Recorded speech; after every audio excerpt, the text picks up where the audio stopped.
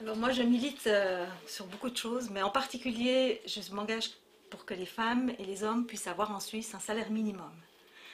C'est incroyable, mais dans un des pays les plus riches du monde, il y a 400 000 personnes qui sont dans la pauvreté. Ça veut dire une personne sur 10 vit dans la pauvreté.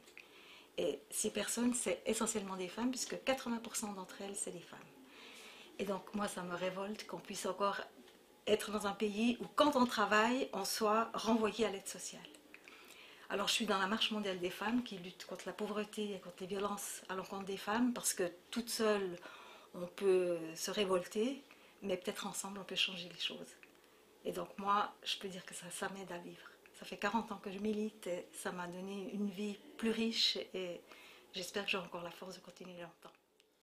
Je suis une militante parce que je me révolte contre un esclavage des temps modernes.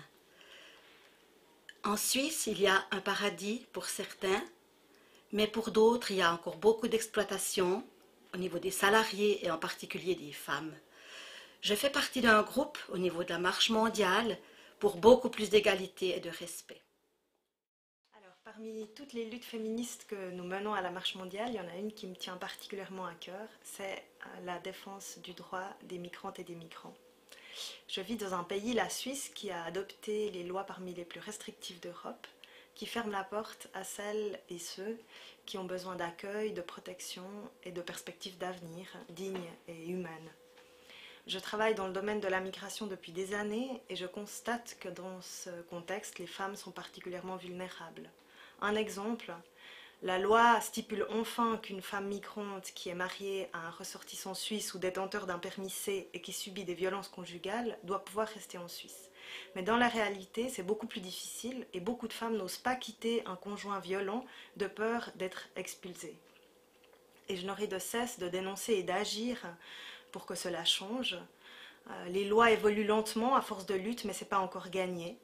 Et les actions que nous menons à la Marche mondiale vont dans ce sens et permettent de lutter pour que les femmes soient libres de s'établir, les femmes et les hommes soient libres de s'établir où elles le souhaitent, qu'elles aient le droit de se déplacer librement, de vivre avec leur famille et d'avoir les moyens d'exister et de subvenir à leurs propres besoins. Si je milite dans des associations féministes, c'est parce que je suis révoltée par la place de l'être humain dans notre société, qui est une société toute à l'économie, et on oublie que les hommes et les femmes existent et ont le droit d'exister.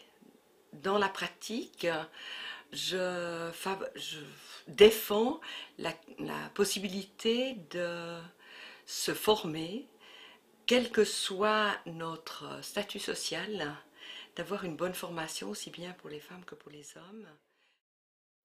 Je milite pour que les métiers n'aient pas de sexe et pour qu'à compétences égales, les salaires soient égaux. Moi, je milite pour les femmes salariées qui doivent chaque fois se justifier au travail quand leur enfant est malade. Et en plus, elles doivent se battre pour trouver un mode de garde pour leur enfant adapté à leur horaire. Et ce manque cruel de crèche, je pense surtout aux familles monoparentales parce que finalement, elles choisissent pas leur horaire. Et puis, souvent, elles travaillent de nuit. Et là, le mode de garde devient de plus en plus crucial. Enfin, je milite surtout pour toutes les femmes du monde entier. Alors je milite pour le droit des femmes en général et le droit à l'avortement en particulier.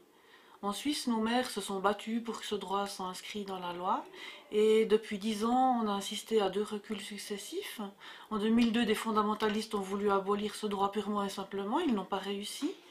Et ces derniers temps, on va devoir voter pour une loi qui veut enlever les prestations de l'avortement de l'assurance de base obligatoire.